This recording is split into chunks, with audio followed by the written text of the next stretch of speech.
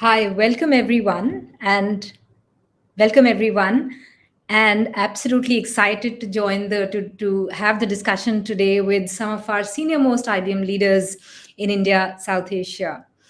If you are an IBMer, you'll further feel proud to be at IBM as an IBMer and learn more ways to be an ally. If you're not an IBMer, you learn more about our culture and see how bold our leaders are when it comes to inclusion.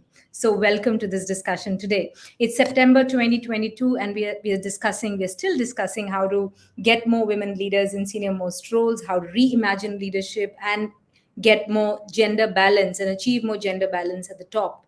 And the reason clearly is that India has ranked 140th in about 150 countries at the Economic Forum Global Gender Gap Report. India has slipped 28 places from the year before.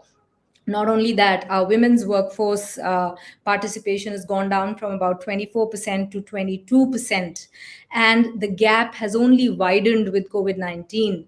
The World Economic Forum estimates that we'll take about 257 years before achieving full gender equity at the workplace. But all is not gloomy, and that is why we are here together with all these leaders who can speak very, very bold as allies and can take decisions which really matter for achieving gender balance. The good news is the studies by Niti Aayog say that in the next 10 years, in the coming decade, we'll have about 75 million women joining the workforce in India alone. And therefore, so very important for us women to get trained on the digital skills, to get trained on the technology that's much needed to stay ahead of the curve in the coming times. Also, a very, very important and interesting fact is that a McKinsey report says that India can achieve about an addition of about $770 million of GDP just by bringing women more in the workplace, just making that as a priority, making diversity and inclusion as a priority. So welcome all of you for this fiery discussion. We have, as I said, some of our most senior, knowledgeable and heartful leaders who care truly about inclusion and see how they brainstorm, come up with decisions. They take bold decisions on promotions, on hiring, on retention at IBM, and there'll be so much more to learn from them, even if you're not an IBMer.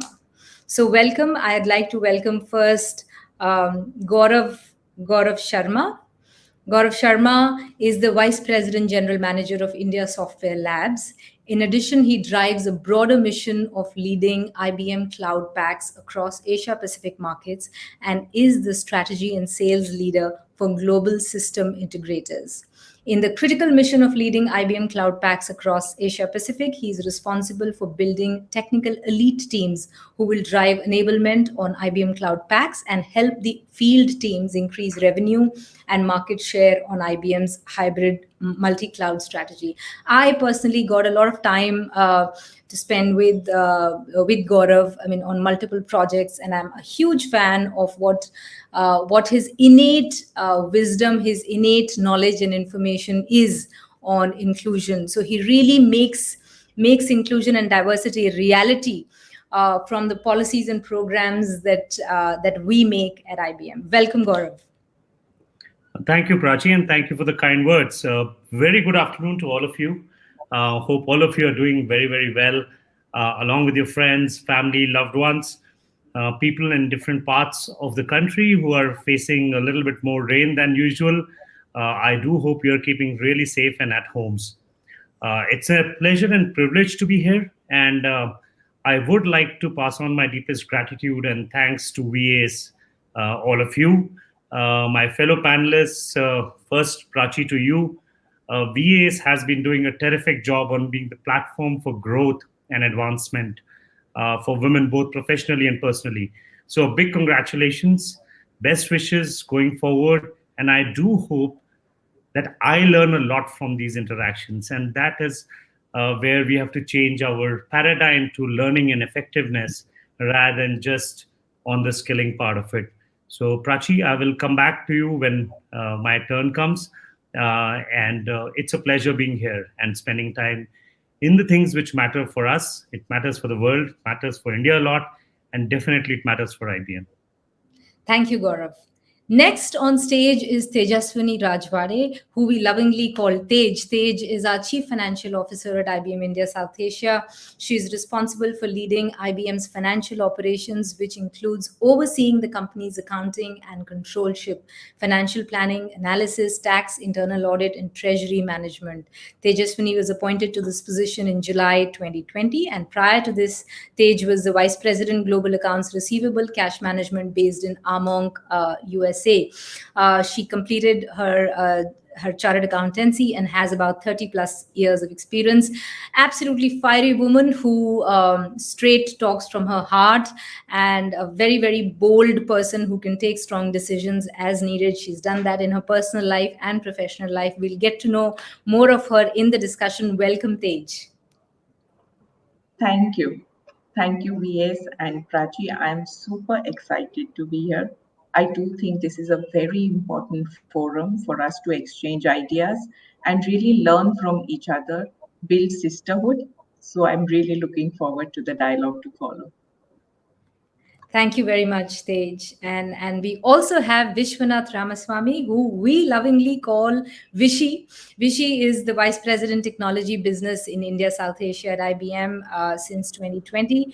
And prior to this, he has successfully led the systems business for IBM India, South Asia, and also held various leadership appointments in the systems and technology business. The last assignment was for Vishy was Vice President Cloud and Cognitive Systems in India, South Asia. A lot of his strength, he says, comes from his family, friends, and IBMers, and again has very bold views on inclusion. It's a pleasure to talk to him and listen to him on subjects that are very bold in nature and actually ahead of our time, so he can really talk about diversity and inclusion in greater depths, in greater deeper realms, and therefore very, very interesting to listen to him. So welcome, Vishy. Hey, thank you very much, Prachi. It's indeed a privilege to be here on the stage with Vase, and this platform is indeed a great platform to kind of amplify this messaging as well. And I had the privilege and honor to mentor a couple of them on this platform in the recent past. So look forward to a very engaging session as well with all the participants out here and the panelists. Thank you very much. Thank you, Vishy. And that really, we'll begin the discussion with Vishy. If you could share your thoughts on how do we need to reimagine leadership, how can men really play a role as allies, and we'll get to the panel as well. But it'll be absolutely brilliant to sort of get your views for a few minutes before we get to the question and answer series. Okay. Yeah, so actually, as you rightly said, Prachi, in the beginning, when you opened up this session as well, and there are a lot of studies and research which have really done, which have been performed as well, which really quantify the importance of diversity and inclusion and how we can get this forward.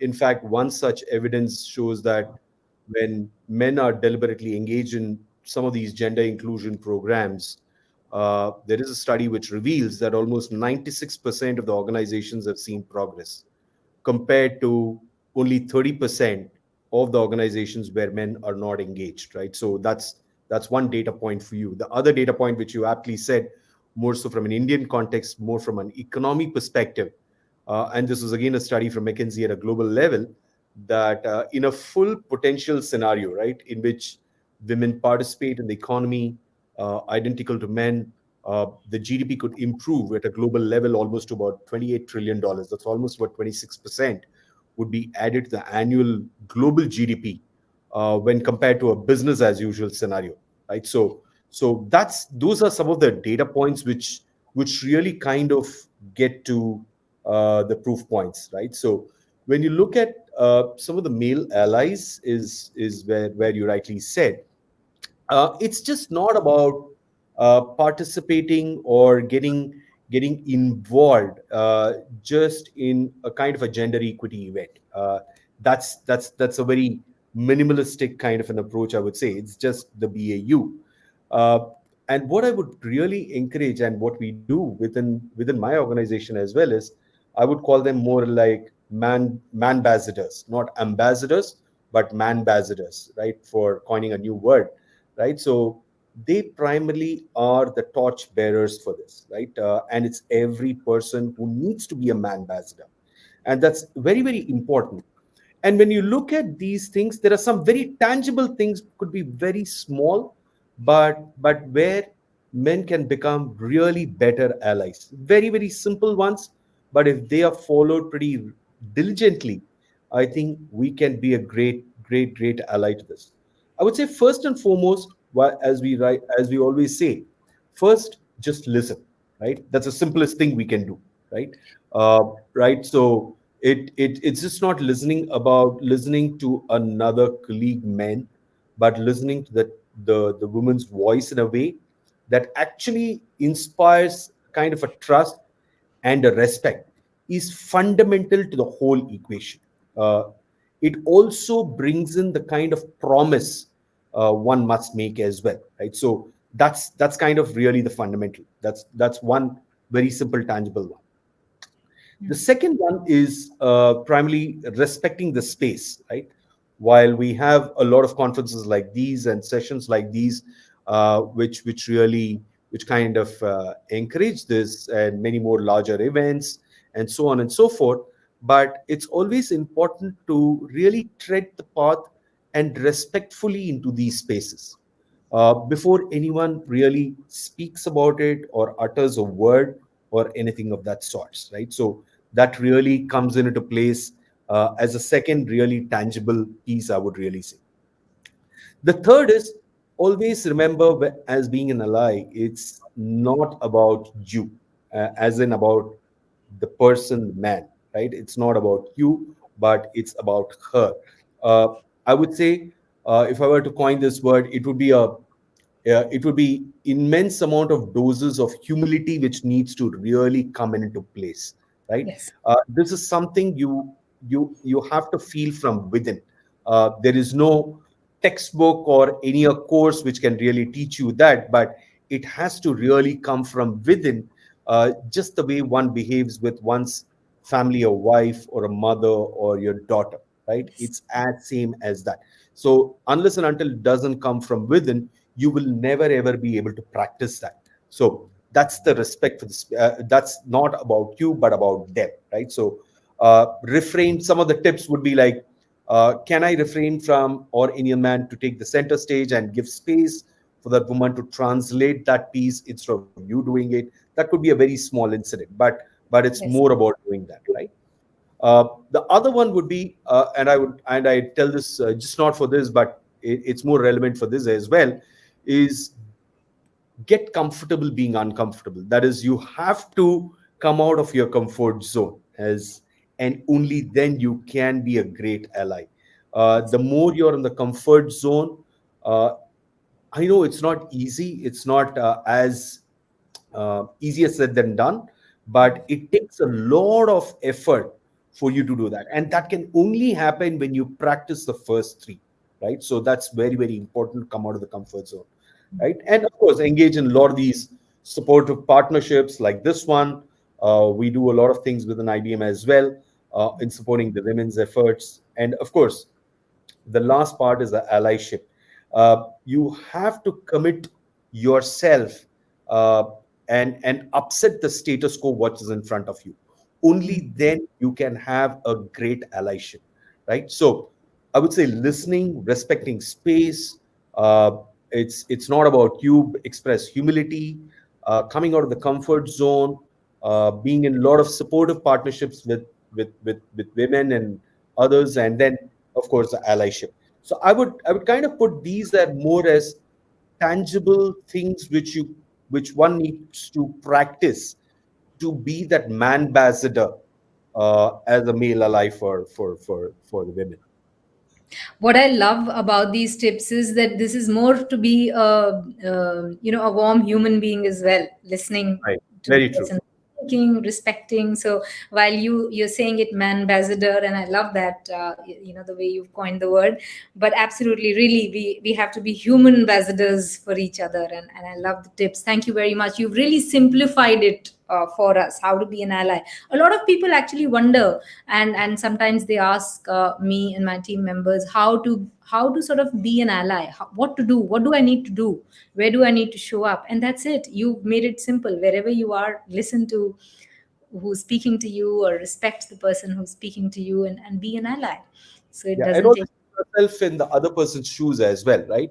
And being Yeah. from the sales background, and in that front, we always say clients first, right? Whenever we do a sale, here it's the women first, right? So once you start practicing, you're automatically going to start driving that DNA.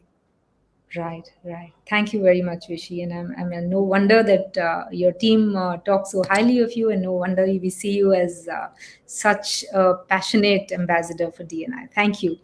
And next, I'd like to invite Gaurav on stage, and would love to hear from Gaurav on why is on the overall topic for sure, and of course, knowing you, I'm sure your nuggets will be a lot from your life. But why is upskilling so very important? Why are we talking about this even more in these times?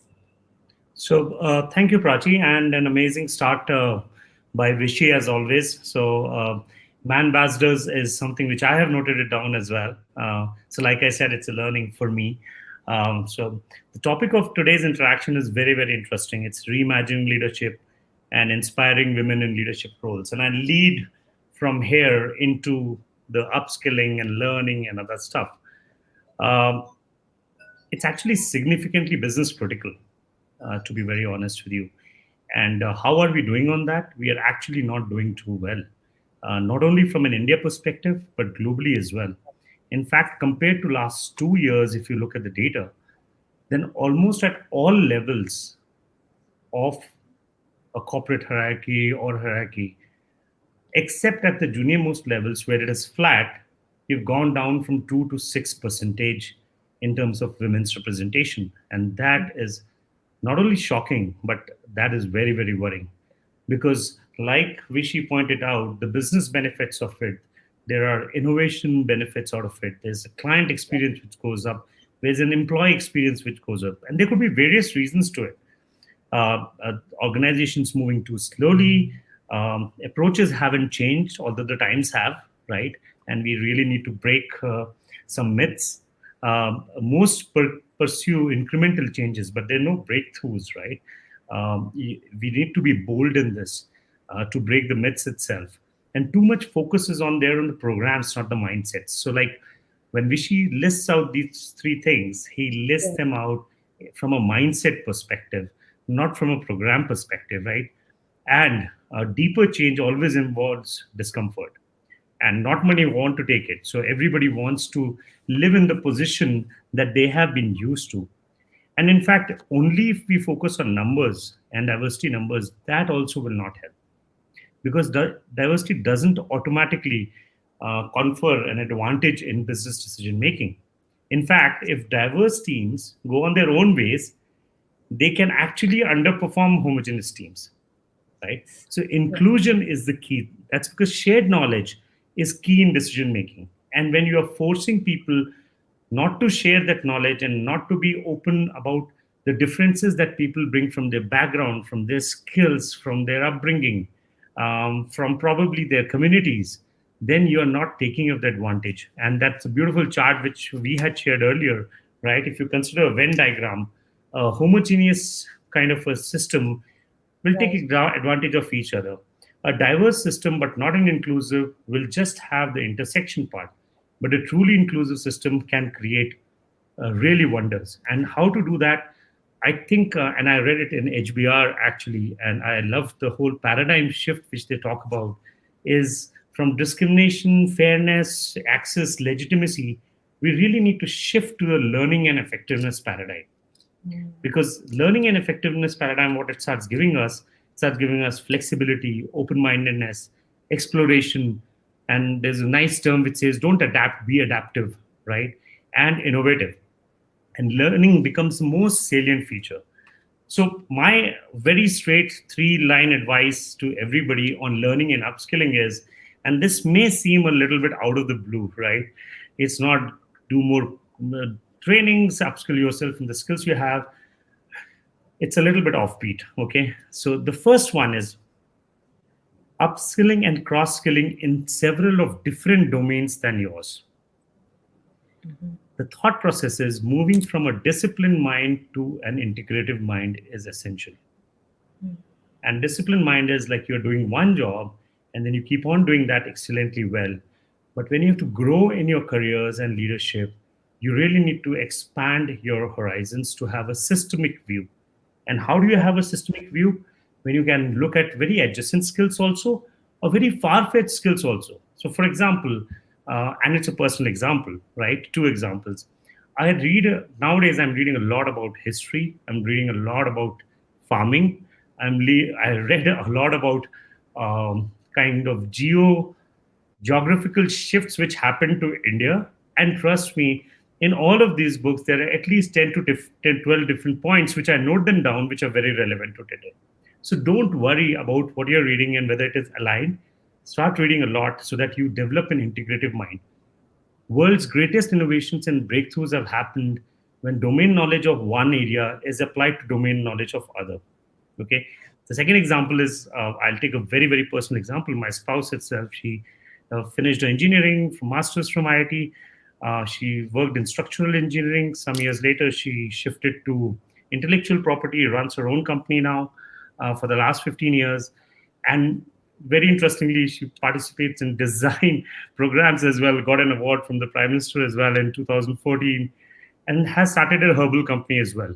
So that integrative knowledge that she's bringing, which probably only a women can bring in, and I'm gaining a lot from her knowledge on a day-to-day basis, actually elevates yourself in your own eyes. So that's the first.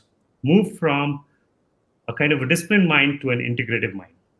Right. The second one is showcase your, firstly, identify and then showcase your unseen skills and competencies.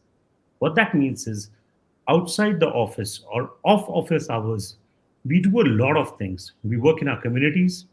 We work on CSR activities. We work on educating children. We do that. And that creates a lot of fresh energy, new skills gained. So shine the light on them. It could be as simple as you being a participant or a member of your resident welfare association and have to get some plumbing done. That needs a huge amount of resourcefulness, leadership, talking to different sets of people. So bring that into your work experiences itself. That will give you an amazing lift. Trust me. The third thing which I would say is you must be having a lot of coaches and mentors. Get sponsors. Now, what does that mean? Coaches and mentors normally give you advice and feedback on where to improve, what to do. They are typically as role models and strive to increase mentees' sense of competence. Sponsors are people who should be people of influence, give prodigies exposure to other executives who may help their careers and can then stand up and vouch for you. So 3 very simple advices: go cross-domain, learn a lot of different skills, utilize your strengths and what you do. And third is fetch a sponsor. There are several ways to do that, and you can connect with me on how to do that. Okay. At the end, I would say my top 5 learnings throughout my career have been, number 1 is learning. So I continuously learn, and I'm sure it will benefit a lot. It's a lot of fun also reading all the other stuff than what you are supposed to do. We know that as Indians, we try to do a lot of things which we are not supposed to do. So read something totally different. Take risks. Okay. Say yes. Say yes, even if you're 25% prepared. You will learn on the job. Trust me, none of us knew what we are getting into before we said yes. We have a tendency, should I skill myself, then say yes? No, say yes. Worst case, what will happen? You'll fail. It's okay. Okay. Third one is build capital. From coaches, mentors, move to sponsors. So you're building your capital. Give. There have been a couple of women in my team whom I worked with, and I'm sponsor for them. What they do is they teach engineering girls coming out of engineering or from third year itself to prepare them for corporate jobs. So when you build that capital around you, you'll feel very nice about it. Focus. Focus on a few key items. Don't try to boil the earth. Have 1 or 2 earthquakes of Richter scale 9 per year. It's okay to leave things. And I'll tell you a personal example. around 2006. My child was born, and my mother was not feeling too well. So I took a conscious decision that it's okay. It's okay for me, and this is my top priority to do. And it's okay if the career takes a hit.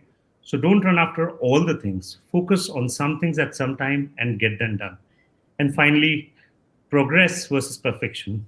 So 1 inch or 1% every day, if you improve yourself, it's, I Yeah. think, 1.37 or 37% you'll increase. Don't just aim for perfection. Be persistent and progress. So 3 things on learning and 5 my personal learnings.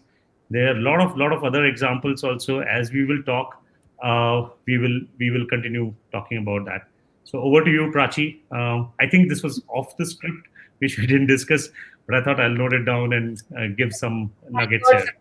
Thank God you went off script, because that is what makes it so special to listen to you, and especially to the non-IBMers. You see how Gaurav and Vishy have really used their own information, knowledge, wisdom that they have in sort of covering the subject. They're not sticking to the script. They're not sticking to the title, the subject of the discussion, but really giving us day-to-day things, that small things that we can do. Just cross skill yourself. If I'm a DNI HR, I need not just learn about that. I can and I should actually cross skill myself and learn more. It'll make my life more fun, juicy, and informative. Thank you very much, Gaurav. And with that, I'd like to invite Tej on the stage, and would love to hear her life journey a little bit before we start the question and answer session. Thank you, Prachi. One thing I can vouch for is that Gaurav and Vishy are truly ambassadors, if I said that right, Vishy. And Gaurav, I really liked your phrase, pursue bold changes, not incremental changes. Your career is moving really fast. Be bold and get out there. And Vishy, listening with trust and respect truly resonated with me. Prachi, as you know, I am an advocate for diversity and inclusion, and thank you for inviting me to this forum, first and foremost. And I believe we need to address today's topic with a sense of urgency to truly take bold steps to increase representation on women in leadership positions. I hope to share some of my learnings that span the 3 decades of my career, and hope some of you find that useful. Early in my career, I tried very hard to be perceived as gender neutral. And as I got promoted to my first leadership position, it became worse as I tried very hard to be one of the boys. This is not tenable. Firstly, because the role of a mother, as a mother of 2 young boys at that time, the demands on my time were different, and working late hours, back to back weekends started taking a toll not only on my own well being, but on the happiness quotient of my family. Please understand that in no way do I want to highlight that it is okay to slack off work or play the woman card. What I do want to highlight is that it is okay to talk to your manager to see how things can work out, both on the family and on the work front, to ensure we have the best outcome for the enterprise and for yourself. Another thing each one of us should embrace is our differences. Oft times, the point of view I brought to the table as a woman was different from the men at the table. And over time, I realized men and women are wired differently. Women bring an emotional connectedness, compassion, which is really important for team engagement.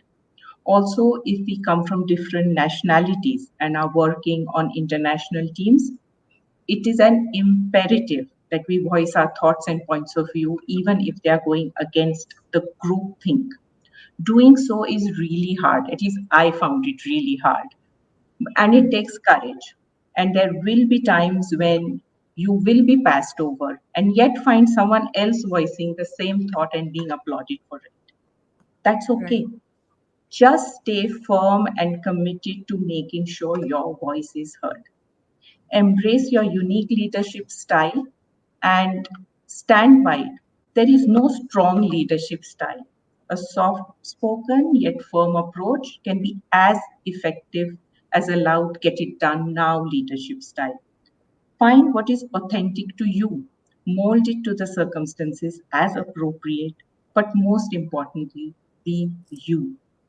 Doing so certainly delivers better outcomes for the team and the enterprise. Another learning for me is life is a marathon and not a race, and this applies to careers as well.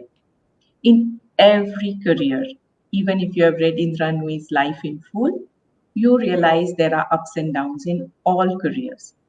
If you have the passion and the fire in your belly to succeed, then invest in yourself.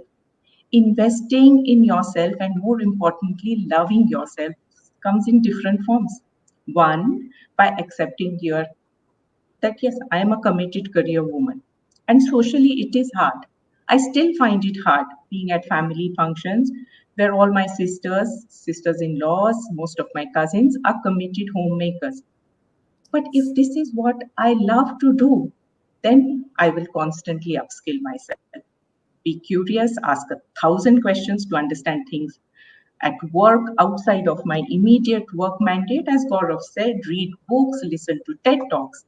Most importantly, in the space we are in, technology, understanding leading market and industry trends is really critical. That is what leaders are supposed to do. Think long term, think what next. And that can only happen when you set aside time to think and learn.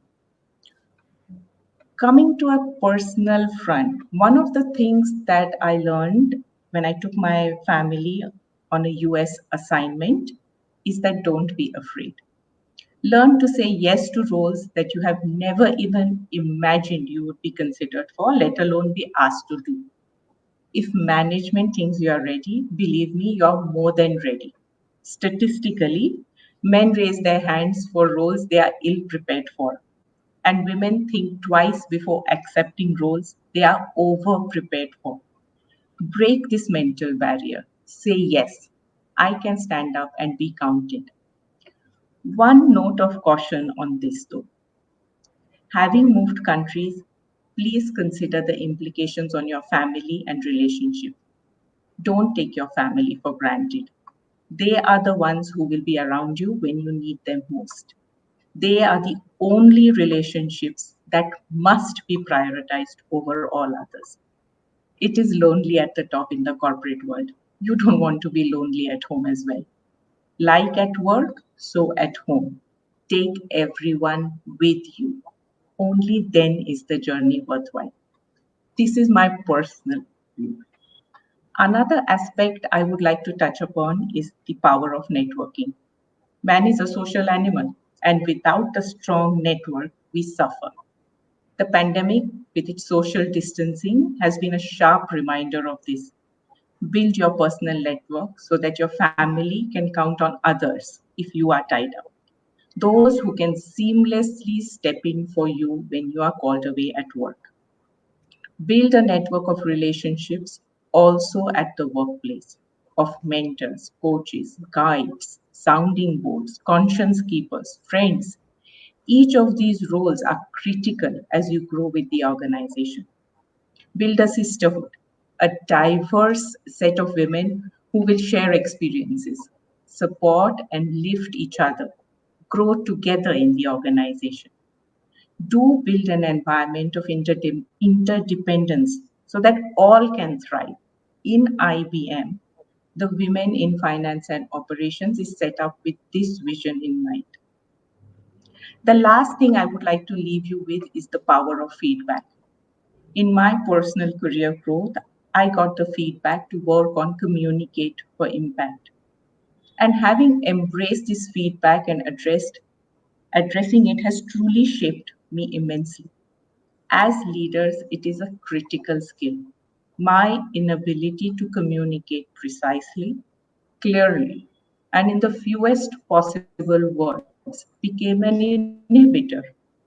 Our teams follow our lead. And if we do not communicate for impact, be it at internal meetings, in one on ones, in public forums, and make our messaging unambiguous, we are unable to drive the vision we have for the organization. and provide the clarity expected. Then failure is on us. Consistent and regular feedback to the team is truly essential.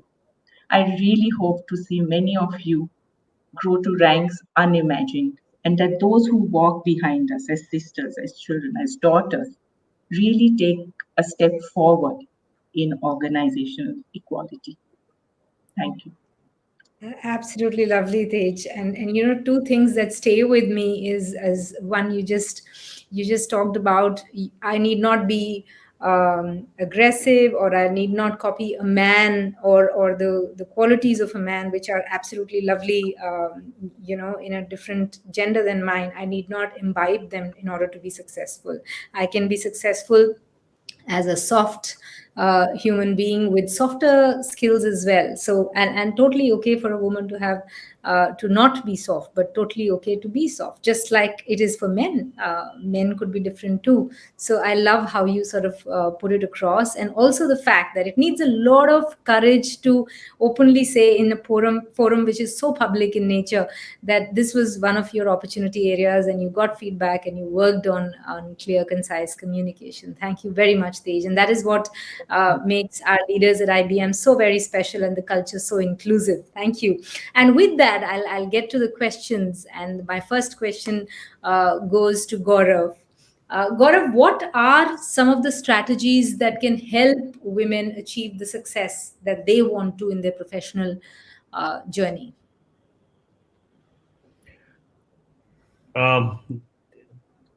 It's not strategies. I would call it as what we call in IBM is behaviors, right? And that behaviors consistently, when we do that, that transform into habits and the culture that we are trying to do. So I would say be authentic, like Tej said. The real value of any meeting comes in when all of us are trained to talk in the same way. And myself and Tej were in the meeting where probably we two were the only people who had different views. We two were on the same page, but everybody else had a different view, and we kept on arguing. And you can make out me and Tej, if they're on the same side, then it's difficult, right? So be authentic. We were being very authentic. We were true to ourselves. We have to be bold. The second one is we have to take risks. And when we fail or we think that we need help, one of the most critical things is we don't ask for help, right? There are enough nice people around the world who will help you. You just need to pick up your phones and Slack someone or text someone or just say, I need a small help. And there will be people, right? Whether it is in your family, your friends, or other people itself. And my favorite topic is always continue learning. Continue learning. That never stops. To be very honest, and I have been told a couple of times by my mentors, I did my master's also. And in fact, now I want to go further and study and do master's in something else or do my PhD. And they're saying, are you okay? Are you crazy? I said, no. And one of my mentors, actually, once he was in US and moved to Costa Rica very soon. After retiring from IBM, probably at the age of 65, he did his PhD and is now a professor. So that gives me a lot of hope. What that does is that keeps on opening our mind. So be authentic. These are the behaviors I would say. Take risks, that is, be bold. It's okay. It's okay to fail. Ask for help when needed. Okay. So that you can share the failure that I had asked for your help. You should have come back. And then learn. Learn is the most important thing for me. So those are it's not a strategy, it's a behaviors. These are behaviors, and actually good for everyone. I mean, very, very helpful for each one of us. It doesn't matter our gender. And I love that the first one especially asks for help. Many a times we assume that there's nobody to help, or the other person won't help, or nobody will really help me. Absolutely brilliant. And what a beautiful reminder, Gaurav. And that takes me to Vishy. Vishy, what do you think are the biggest challenges ahead of the next generation, times to come? For leaders, especially women leaders, and how can they address this? Okay, so I wouldn't like to break this up being a diversity and inclusion subject in the panel out here. There's no challenges which are separate for men and separate for women leaders. First is the challenges as a leader is common. Okay, first I would like to Yeah. neutralize that point, right? So, but yes, every irrespective of the gender, there are challenges which everyone have to face, whether it's a man or a women, right? So the challenges are common. Only thing is probably one or two could be different here and there, which a woman aspirational leader would face versus an aspirational leader from man, right? So I would kind of broadly bucket them in. I like kind of putting it more in a scientific way, coming from engineering background. So is one is an organizational cultural barrier, one is your own personal barrier, and the other is your own professional barrier, right? So when I Right. look at organizational barriers, right, especially a little bit for women, would be institutional mindsets, right? A mindset culture which really could be a possible roadblock to the point what I made in the beginning of my conversation, that uh, that organizations which had a mindset which is more inclusive, 96% of the organizations really progressed, but who did not, only 30, 25 to 30% progressed, right? So that's something which is more institutional in nature as a Mhm. mindset or a culture as a nature, which also comes to a corollary in terms of culture of gender bias or stereotyping things. Hey, this job can be done by this this gender only and not by this gender, stereotyping things. And that's something which is organizational, right? And that is something which needs, over a period of time, needs that shift and the change as a culture. When you come to your own personal barriers as women leaders would be to primarily, in fact Gaurav and Tej made those points as well, is the limited access to some of, as Gaurav nicely put it, not mentors or coaches, but limited access to those sponsors or established sponsors, if I were to say. Yeah, you will have a sponsor, but if that sponsor is not, he or she is not established by himself or herself, then a sponsor would not be of great help, right? So Yeah. the limited access is more professional. How you kind of overcome that, you have to come forward and build those sponsors, right?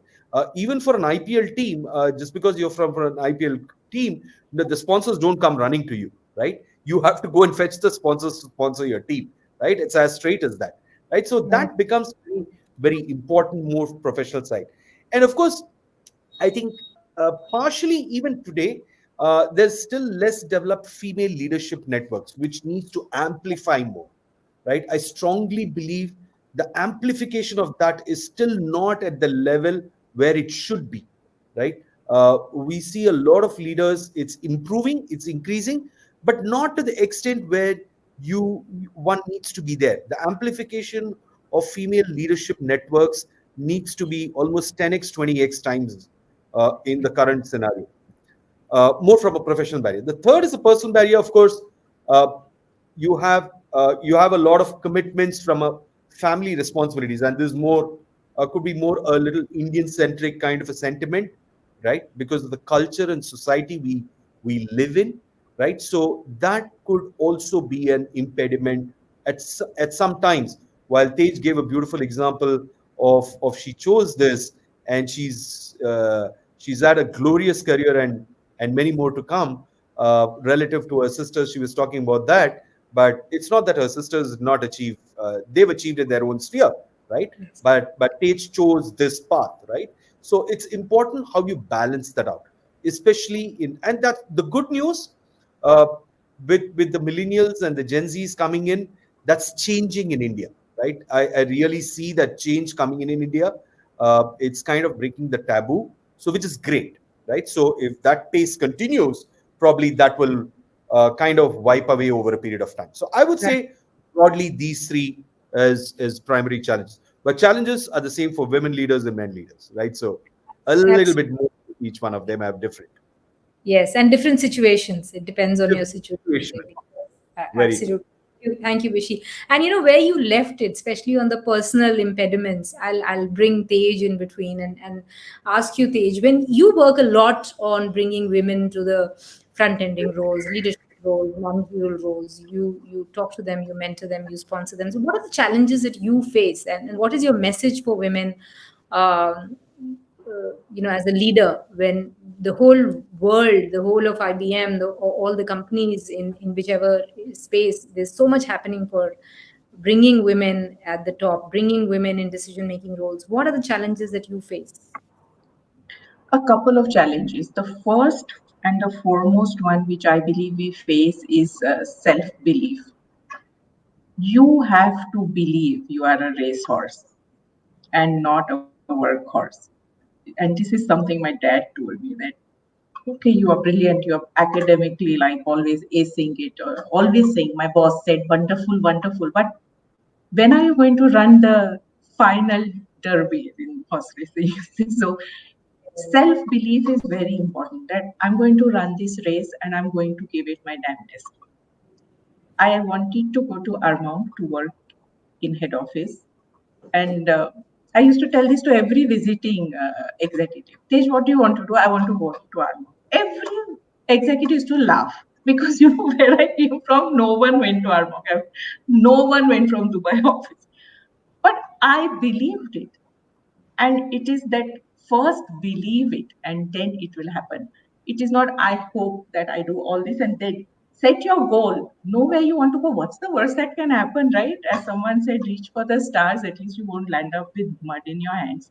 So that is what is lacking. One is the self belief, the courage that goes with it. Because falling is not easy. Being laughed at is, you can laugh now, but it's not fun when you are running or training to be a champion. Not everyone gets into the Olympics, right? So that takes courage. That takes courage to say, it's okay, I'm going to give it my best, and then we will see. So that's self belief, the following courage to take that leap of faith, to take that leap to say that I'm okay to step into the unknown, to say I'm okay to take jobs for which I know are very good steps on that ladder, but not something that I'm comfortable doing. That takes a lot of inner strength of character. And Right. all this comes only when you have the hunger and drive. If you are okay, that's also just fine. But the topic is leadership. Why are there fewer and fewer women? Because it's very easy. The once you get a baby, why are you going? Why do you need to go to work? Look after the child. And that's fine. Take a sabbatical, but come back fighting. And Yes. so it's as Vishy said, there are so many cultural nuances to this. It's not in your face, but it's easy. Training for Olympics is not easy. It takes commitment, dedication, character, hard work. And that is not worn as a badge, right? And you may fail, and very high odds of failure, no? And then once you get to the leadership position, it is navigating the organization. You have to be able to read an organization like you read a pair, your cards. If any of you pay cards, you have 52 cards. And not everyone who is an ace will remain an ace, or who is a number two in cards is going to remain. And no one is a joker. Don't take anything for granted. Show humility. Learn from everyone. Sponsors have their place, absolutely, as Gaurav said. But take people with you. You need everyone. And I truly believe everyone you meet on your, as you are climbing the ladder, you will meet when you are going down the ladder. And it's ups and downs. We are all in a snakes and ladder game. So read the organization and don't get ahead of yourself. Always, always be humble. Thank you, Tej. Those were nuggets that we'll keep in our heart and mind. And I have many more questions, but many more questions coming up from participants. I'd like to give preference to those, Tej, Gaurav, and Vishi. And the first is what is the most significant tip that you will give to a woman at the beginning of her career to reach the top, or greater heights? Gaurav, would you like to take that? Um, Two things. One is, I think, believe in yourself, and that self belief is extremely important. The second one is persistence. So there's a nice graph actually, uh, which says that your career is moved like this. Actually, it's a spiral and goes up and down and up and down and up and down, right? So be persistent about it. There will be phases, like we are in IT, we know that there are some phases in project where things are going well. There's some phases where we perpetually get delayed. There are some criticisms which comes from customers. So if I'll expand that, then life also is like that. There will be ups and downs. There will be time for you to reflect. Only one piece of advice is, don't be too hard on yourself. Okay, keep smiling, enjoy everything, and that's what I think Prachi and Tej we discussed. Um, Sky's not going to fall. There's another day. There's another morning coming up. Get up. Okay, smile again, and go forward slowly by slowly. You'll find that. So persistence is the key, and read as much as possible, learn as much as possible. I think that will be the key for you to come to an integrative and creative thinking itself going, and developing your brain around that. And like Tej said, I call that word as psychoprofessional gravitation. So I picked that word from somewhere, and it says whatever goes up has to come down. So when you're going up and you're nice to the people going up, the fall is imminent. Okay, so it will come, but then there'll be people with some mattresses below it so that you don't break your bones. So all of our fall is imminent. Okay, once anything goes up, has to come down, and then we'll come up again. It's okay. Okay, but then be nice to people. That's the most important. Whether with your friends, take time out for your friends, for your family as well. A lot of times, if younger self, somebody has asked me a question that kind of, what one advice that you would give to your younger self as, probably meet more friends. Okay, be a little bit more social than I am, and developing those relationships. Probably that is one thing. And yes, on the health factor and other things, I'll not comment. I can be fitter. I'm sure you'll get to that as well, because you read so much. So I'm sure you'll get to that. Um, Thank you, Gaurav and Vishi. There are men who feel there are men who are male ambassadors, men ambassadors, as you coined the word. But there are men who feel there's so much happening for women, for other genders, and they feel choked, and they feel that there's not enough happening for them. Is there a message that you have for them? See, yeah, with all the focus on diversity, yes, it's there are a lot of men who really feel that, right? So I wouldn't like to shy away from that and run away from that. Hey, that individual got that because she was a woman, and I do hear, and it's, or every organization goes through that. Hey, that's why she was there. But you should, I would only say that the only way to kind of get that is, again, be that man ambassador, right? You are also a part of that organization and that culture, and you have to take it with a stride, right? There are opportunities which are available also for men who really can aspire to be there, and there are a whole lot of many as well, right? It's not that a individual got uh, that particular position or the promotion or possibly the plum job or the plum role because she was a woman, right? It's not that. There's so many others as well, right? And you have to accept that and move, because what really men should realize is it brings in just not uh, it brings in a diversity in thinking as well, right? And I can tell you my own example. I have a lot of women leaders who are part of my leadership team, and it brings in a lot of a very varied thoughts. Probably when I why didn't I keep wondering to myself, how come I didn't think of this, right? And that becomes an eye opener of sorts, right? And I ensure that they get that space, and the rest of the leadership team who are not women get that space and understand and absorb and give them an opportunity to do that, and also position them at par with where women are, right? So on one end you can keep sulking that I'm getting choked and do nothing about it and keep sulking about it, then that road is a dead end, right?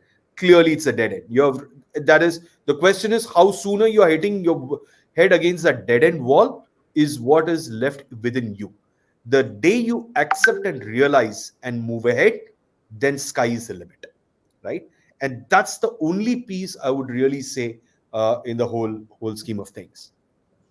Yeah, and also Vishy, adding to that, absolutely brilliant thoughts. But adding to that, I mean, there's so much happening on inclusion, and that is the reason why as Gaurav very aptly said, that diversity is important, but what is even more important, is inclusion, and that means all genders. So in a place where you feel choked, or any gender feels choked, is no good, because you're just failing as an organization, as human beings, and diversity is no good if there is no inclusion. So thank you, Vishy and Gaurav, for that.